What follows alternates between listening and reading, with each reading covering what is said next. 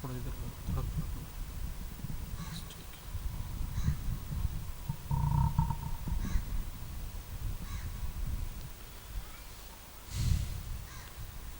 اعوذ باللہ من الشیطان الرجیم بسم اللہ الرحمن الرحیم رب اشرح لی صدری ویسر لی امری واحلل عقدۃ من لسانی ویفقهوا قولی الصلاۃ والسلام علیک یا رسول اللہ وعلی آلک واصحابک یا حبیب اللہ.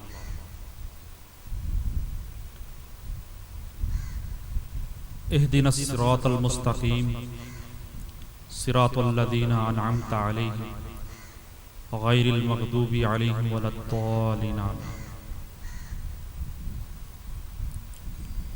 الاخلاء یومئذ بعضهم لبعض عدو الا المتقین.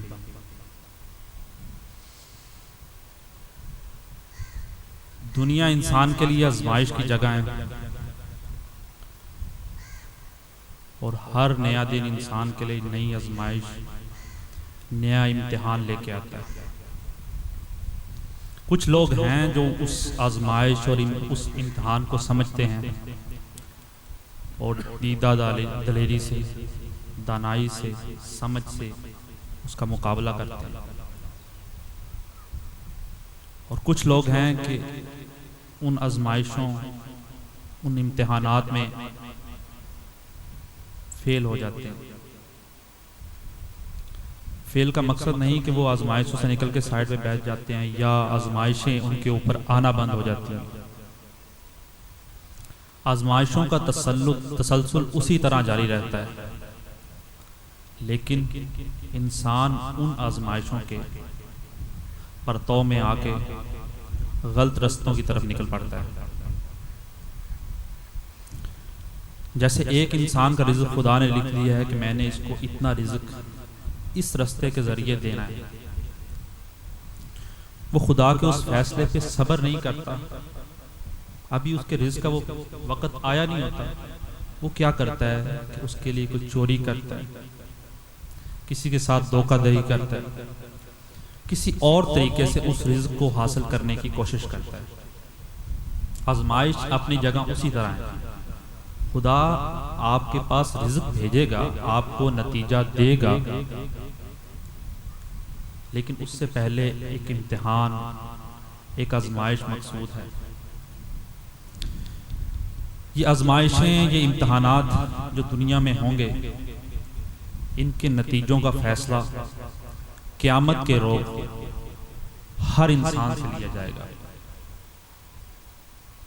ہر انسان خدا کے حضور پیش ہوگا، اس سے پوچھا جائے گا کہ میں نے تجھے یہ اختیارات دیے. جیسے حدیث میں آیا کہ ہر شخص سے اس کی رعایا کے بارے میں پوچھا جائے گا. اگر ایک گھر کا سربراہ ہے تو اس سے اس کی اولاد اور بیوی بچوں کے بارے میں پوچھا جائے گا. اگر وہ ایک ملک کا حاکم ہے تو اس سے اس کی رعایا کے بارے میں پوچھا جائے گا.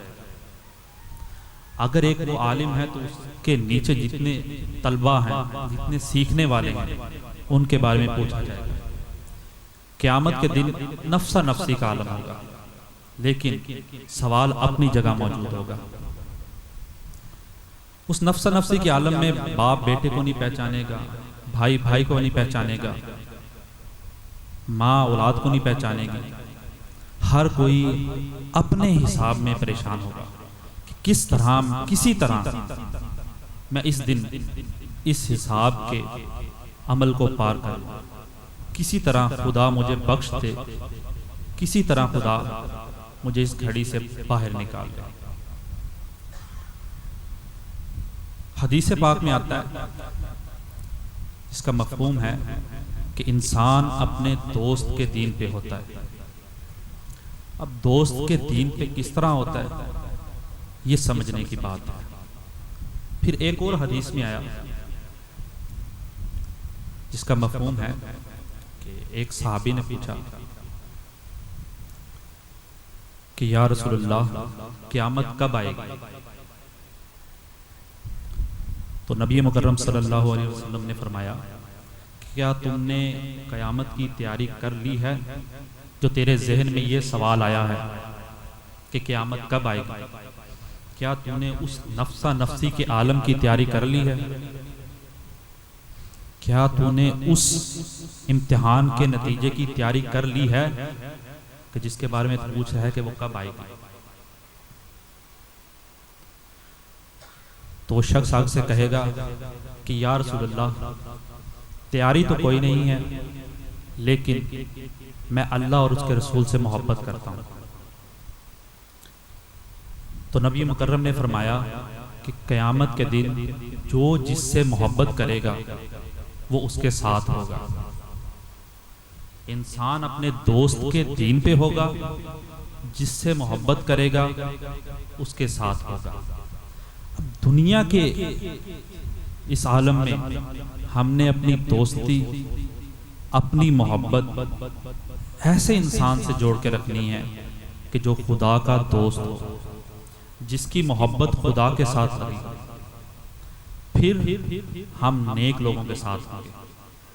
اگر ہماری دوستی، ہماری محبت مال کے ساتھ ہے، پیسے کے ساتھ ہے، جاہ و جلال کے ساتھ ہے، شہرت کے ساتھ ہے، یا اس طرح کے مختلف عناصر ہیں، ان کے ساتھ ہماری محبت جڑ گئی ہے، ہم کسی عہدے کے بھوکے ہیں، اس سے ہماری محبت جڑی ہوئی ہے، اس سے ہماری عقیدت جڑی ہوئی ہے، تو قیامت کے دن خدا آپ کو اس شہرت، اس جاہ و جلال، اس پیسے، اس مال، جو ایک طرح کا فتنہ ہے انسان کے لیے، آزمائش، اس کے ساتھ کھڑا کرے گا، کیونکہ آپ لوگوں نے اپنی محبت کا معیار اس کو سمجھ لیا۔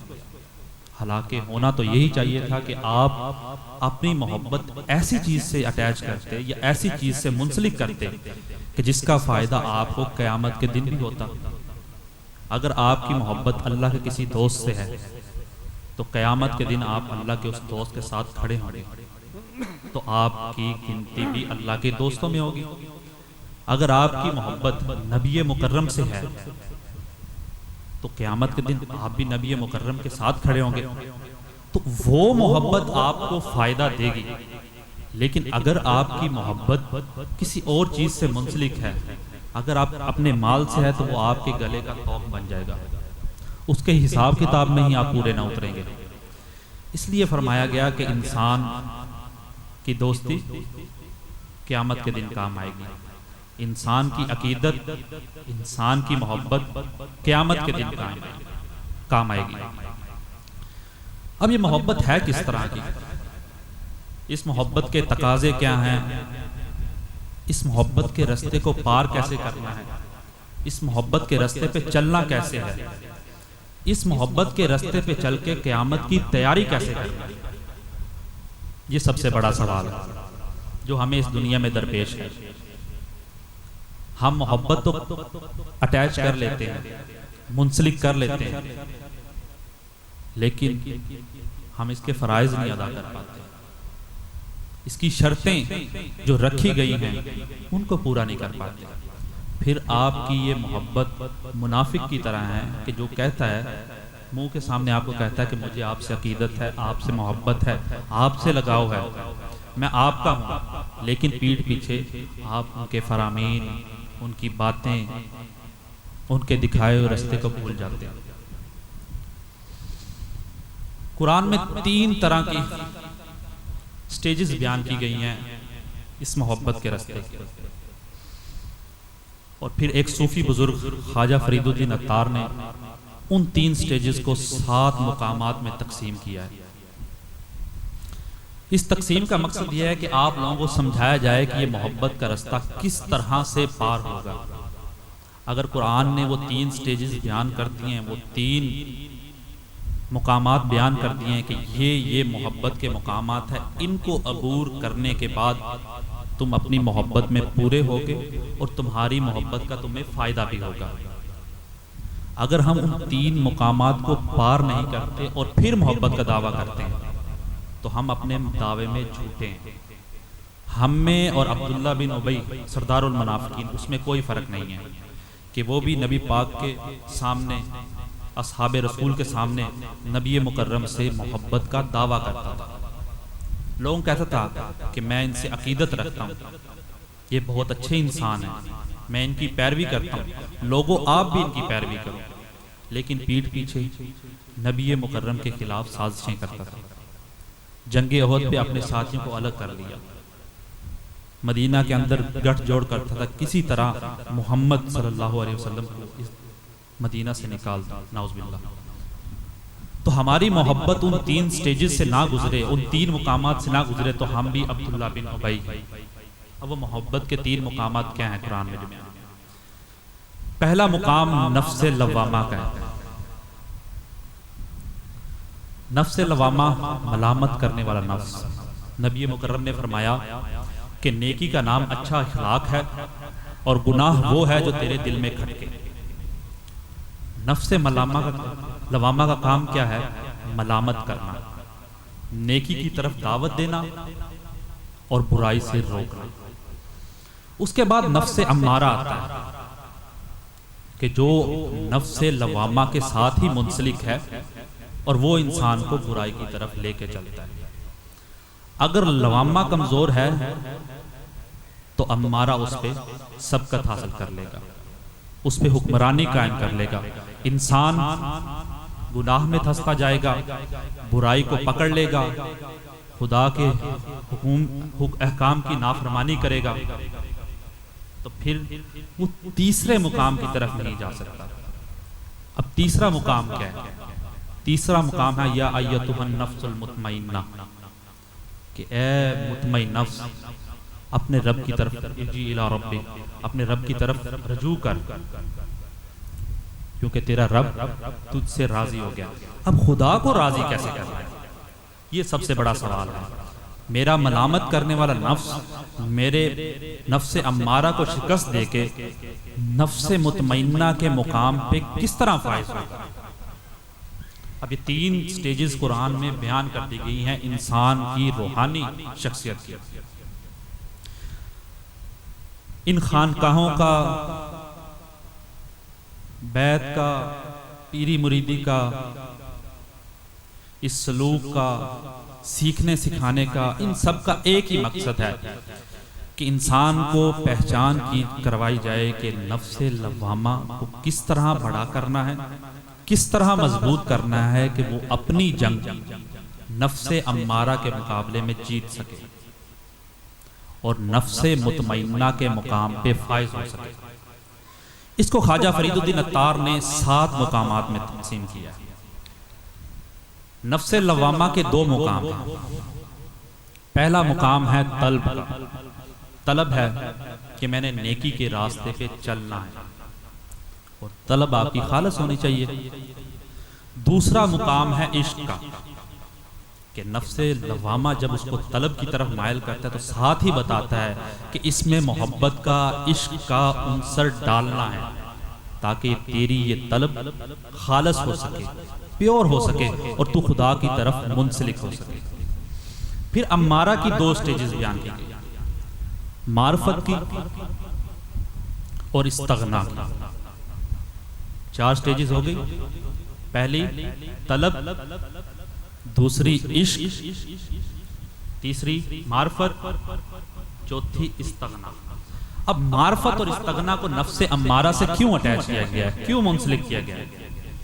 کیونکہ نفس امارہ اپنے راہ سے بھٹکا ہوا ہے، اس کو معرفت کروانی ہے، اس کو جان پہچان کروانی ہے کہ میں نے نیکی اور بدی کو کس طرح لے کے چلنا ہے، میں نے اپنے آپ کو بدی سے کس طرح محفوظ کرنا ہے، رسول کا کیا مقام ہے، اس کے نیک لوگوں کا کیا مقام ہے، خدا کا کیا مقام ہے۔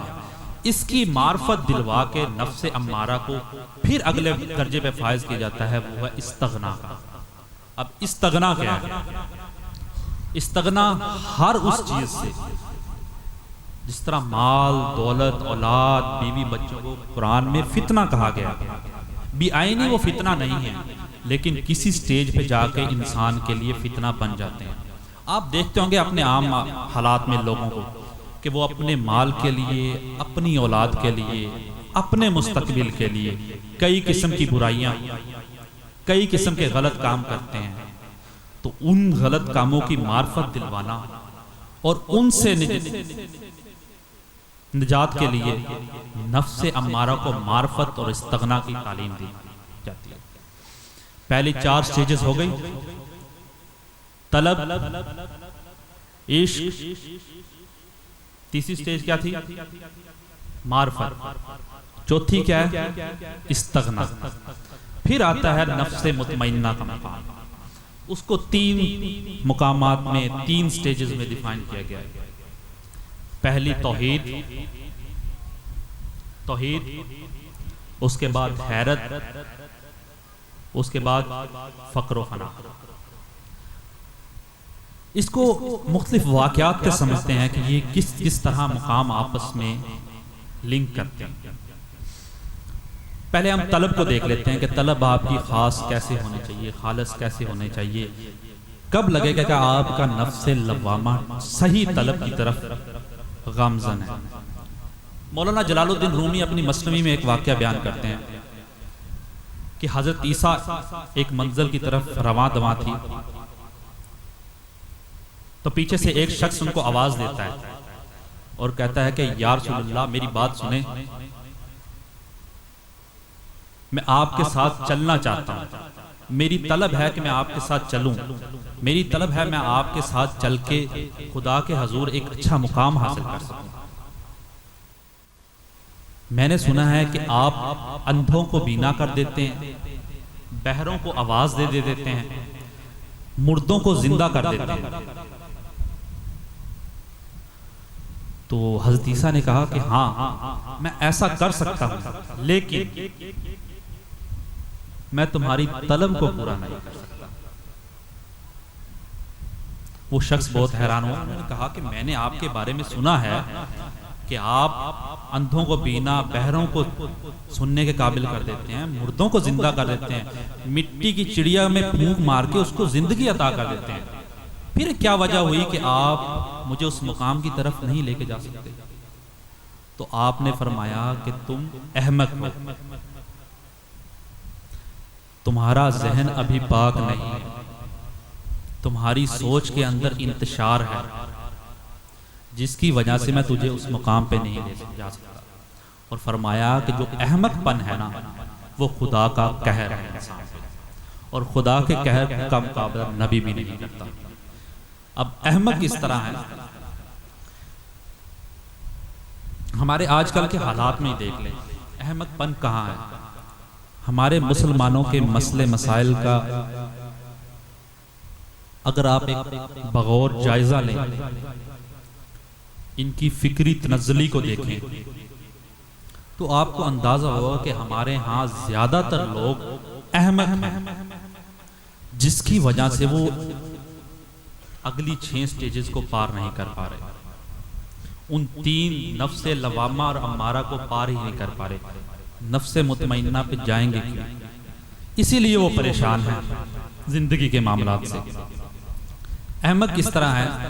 ہمارے ہاں مسئلے مسائل کیا ہیں کہ 1400 سال پہلے اصحاب رسول کے درمیان جو معاملات ہوئے، آج کا مولوی واہ واہ کے لیے، اپنے نمبر بڑھانے کے لیے، اپنے آپ کو معتبر دکھانے کے لیے، اپنے آپ کو عالم بنانے کے لیے ان مسئلے مسائل میں لوگوں کو جھگڑاتا ہے۔ اس میں قصور ہماری عام عوام کا بھی ہے، کیونکہ بر صغیر کی عوام کے کانوں کو چسکا لگا ہوا ہے۔ میں جیسے یہ مقامات بیان کرتا ہوں، عام روٹین میں کوئی مولوی آپ کو یہ مقامات بیان کرتا دکھائی نہیں دے گا، جبکہ پیغمبروں کا، تمام رسولوں کا ایک ہی مقصد تھا کہ انسان کو ان مقامات کی پہچان کروا کے نفس مطمئنہ پہ فائز کرنا تھا۔ ہوا کیا کہ فضول کی بحثوں میں اپنے آپ کو الجھا لیا۔ من حسن اسلام المرء ترکہ ما لا یعنی، نبی مکرم کی حدیث ہے کہ اسلام کا حسن یہ ہے کہ تم فضول بحثوں کو، فضول باتوں کو چھوڑ دو۔ یہ اسلام کا حسن ہے، یہ وہ طلب کی خلوص ہے، طلب کا خلوص ہے، یہ پیورٹی ہے کہ جس کو ہم نے حاصل کرنا ہے۔ اب وہ خلوص انسانوں کے درمیان، مسلمانوں کے درمیان موجود نہیں ہے، تو کس طرح وہ عشق کے مقام پہ جائیں گے، کس طرح وہ معرفت کے مقام پہ جائیں گے، کس طرح وہ استغنا کو لیں گے، کس طرح وہ توحید کو سمجھیں گے، کس طرح وہ اگلے مقامات کی طرف گامزن ہوں گے؟ پہلے مقام میں ہی وہ فیل ہوں گے۔ نماز کے مسائل میں دیکھ لیں، اگر 1400 سال میں آپ کے پاس ان مسائل کا کوئی حل نہیں آیا تو آج کے دور میں بیٹھ کے سٹیج پہ 1400 سال کے بعد آپ ان کا حل کس طرح تلاش کریں گے؟ کس طرح آپ اصحاب کے درمیان ہوئے معاملات کو سولو کریں گے، حل کریں گے، ان کا کیا نتیجہ آپ نکالیں گے؟ جبکہ آپ اس دور سے 1400 سال دور ہیں۔ اس کے بعد آپ کے پاس کتابوں کے ذریعے علم پہنچا ہے، ان کے درمیان جھوٹی روایتیں بھی ہیں، ان کے درمیان ضعیف روایتیں بھی ہیں، ان کے درمیان حسن روایتیں بھی ہیں، ان کے درمیان صحیح روایتیں بھی ہیں۔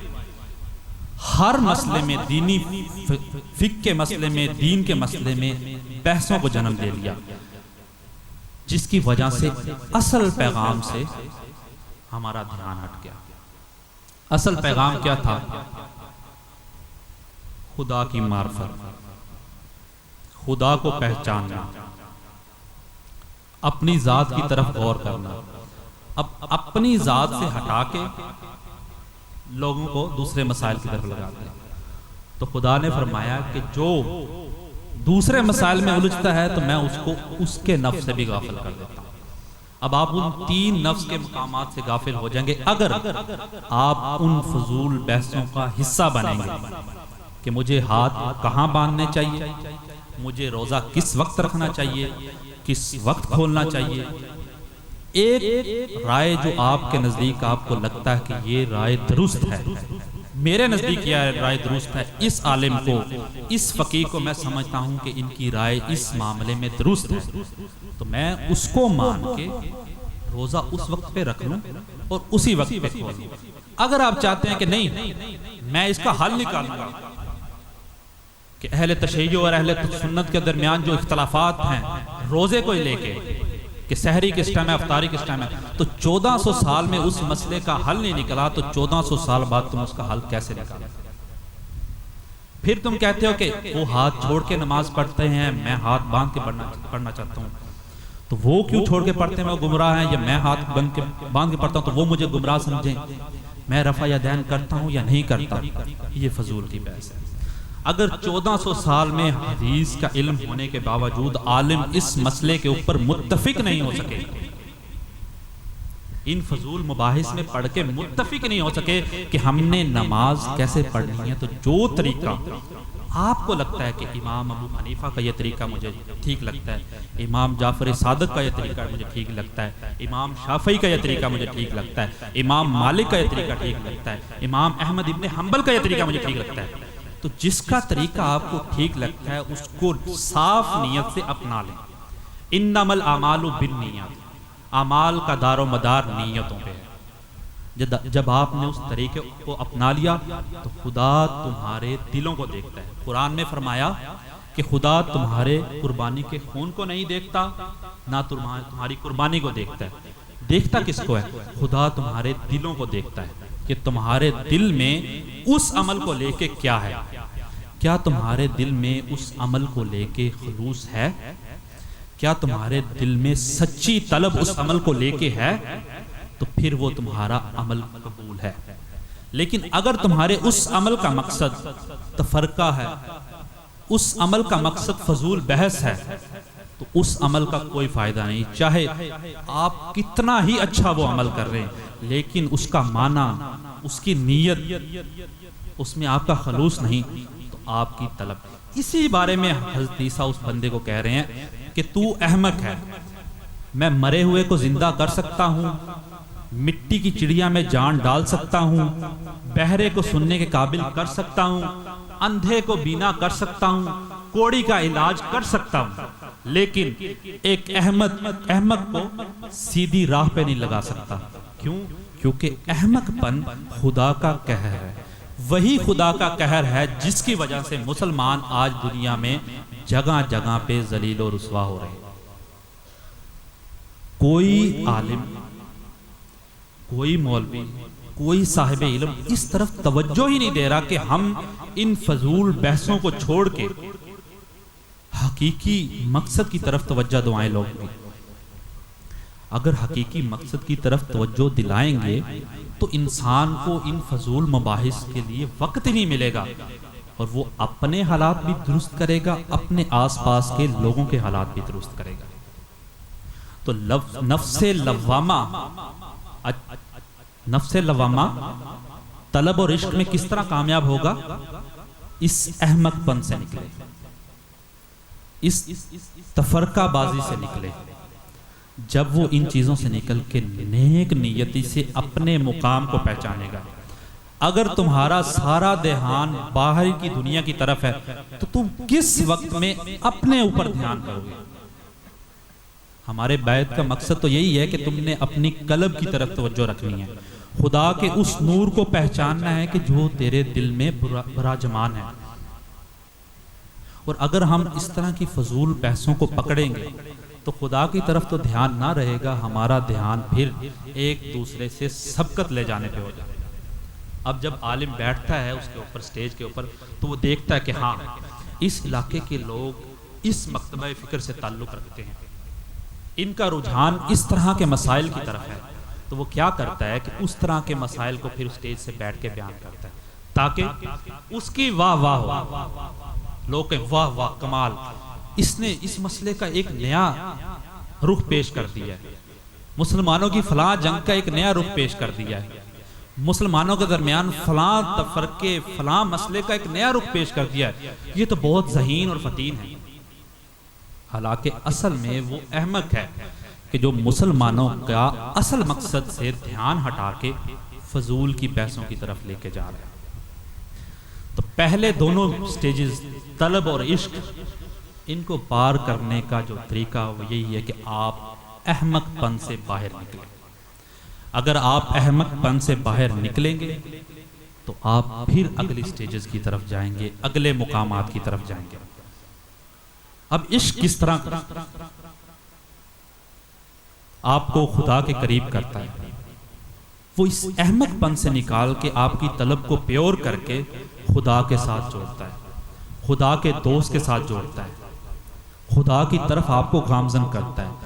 آپ کے دل میں وہ ایک چنگاری جگاتا ہے عشق کہ آپ کو طلب ہو کہ میں اب اگلے مقامات کی طرف سفر کروں۔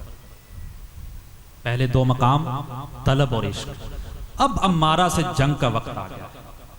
اگر آپ پہلے دونوں مقامات میں مضبوط نہیں ہیں، آپ احمق ہیں، آپ کے ذہن میں انتشار ہے، تو پھر آپ اگلے مقام پہ اگر آپ کے ہتھیار ہی آپ کے پاس پورے نہیں ہیں تو آپ نفس امارہ سے کس طرح جنگ کریں گے؟ آپ کس طرح اپنی برائیوں کو دیکھیں گے؟ کس طرح معرفت کا مقام حاصل کریں گے اگر آپ کے پاس مکمل ہتھیار ہی نہیں ہے؟ کس طرح آپ استغنا کے مقام پہ فائز ہوں گے؟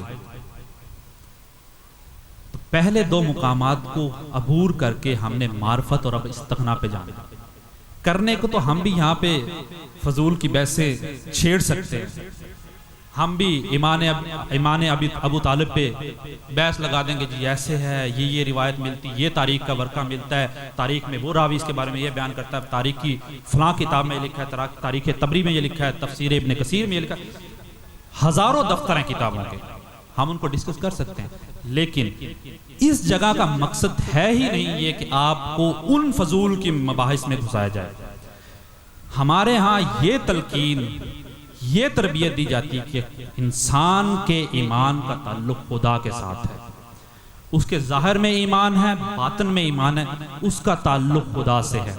خدا چاہے اس کو بخشے مسلمان کی موت دے، خدا چاہے اس کو نہ بخشے کافر کی موت دے، ہمارا یہ مضمون ہی نہیں ہے، ہمارا یہ عنوان ہی نہیں ہے کہ ہم ان فضول مباحث میں گزریں۔ میں بعد کی جنگوں، جنگ نہروان، جنگ جمل، جتنی جنگیں ان پہ بحث کر لوں، اس راوی نے یہ بات کی، مسلم میں یہ کتاب لکھی ہے، یہ بات لکھی ہے، یہ روایت آئی ہے، انصاب الاشراف میں اس طرح کی روایات آئی ہیں، میں ان روایات کو ڈسکس کروں گا۔ 1400 سال بعد مسلمانوں کو ان روایات کی ضرورت کیا ہے؟ جبکہ آج کل کے دور میں آپ بخوبی جانتے ہیں کہ مسلمانوں کو جس چیز کی ضرورت ہے وہ ان کو اپنی ذات کی طرف توجہ ہے اور خدا کی حقیقی معرفت دلوانا ہے. نہیں تو اگر ثبوت کی طرف چلے جائیں، اسبات کی طرف چلے جائیں، تو ہر قسم کی روایت آپ کو احادیث کی کتاب میں مل جائے گی. تاریخ کی کتابوں میں طرح طرح کی روایات بھری پڑی ہیں کہ جن کو ہم ڈسکس کریں. میں یہاں اپنی واہ واہ کے لیے آپ کے سامنے ایک مقدمہ کھڑا کر دوں گا کہ ہاں امام ابو طالب پہ میرا یہ موقف ہے، فلاں کا یہ موقف ہے، امام حسین امام حسن پہ میرا یہ موقف ہے، یزید معاویہ پہ میرا یہ موقف. میرا یہ موضوع بحث ہی نہیں ہونا چاہیے. من حسن اسلام کیا ہے؟ اسلام کا حسن کیا ہے؟ فضول کی بحثوں میں پڑھنا ہی نہیں. اسلام کہتا ہے فضول کی بحث ہونی ہی نہیں چاہیے. تمہاری بحث کا مرکز، تمہاری توجہ کا مرکز تمہارا نفس، تمہاری ذات، خدا کا تعارف، خدا کی معرفت اور دین کی حقیقی سمجھ ہے. اگر ہم ان مسئلے مسائل کو ہی دیکھ لیں تو شریعت اول روز سے بدلتی آئی ہے. کسی شریعت میں کیا چیز جائز تھی اگلی شریعت میں وہ چیز جائز نہیں رہی. کسی شریعت میں ایک چیز کی اجازت دی گئی اگلی شریعت میں اس چیز کی اجازت ہی نہیں ہے. وہ مسئلے مسائل بدلتے رہے. اگر خدا کے ہاں وہ قانون، وہ شریعت آخری حرف ہوتا تو وہ وقت کے ساتھ بدلتے نہیں، آنے والے انسان کے حساب سے بدلتے نہیں، آنے والے دور کے حساب سے بدلتے ہی نہیں. جبکہ خدا کے ہاں جو ایک چیز قابل غور ہے، خدا کے ہاں جو ایک چیز ہے کہ جس کی تعلیم ہر پیغمبر کے ذریعے انسانوں تک پہنچائی گئی ہے، وہ خدا کا حقیقی تعارف ہے. یہاں آ کے ہمارے آج کے علماء، کچھ علماء اور کچھ صاحب علم تھوڑے سے رستے سے الگ ہو گئے. اہدنا الصراط المستقیم کا یہی مطلب ہے کہ ہمیں سیدھا رستہ دکھا، کہ وہ رستہ کہ جو تیرا پیغام حضرت آدم سے لے کے نبی مکرم تک، دانائی کی وہ بات، اپنی ذات کا وہ تعارف جو شروع دن سے آخری دن تک تو نے اپنے انبیاء کو دیا ہے، مجھے اس کی سچی سمجھ عطا فرما.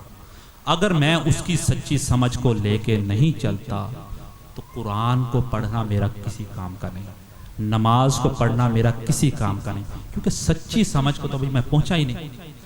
طلب اور عشق میں ابھی میں احمق ہوں، پاگل ہوں، فضول کی بحثوں میں پھنسا ہوں. مجھے دیکھنا کہ میرے نفس کی کیا ضرورت ہے، میری روح کی کیا غذا ہے، خدا نے میرے لیے کیا بنایا ہے کہ جس کی طرف مجھے توجہ کرنی چاہیے. تو معرفت اور استغنا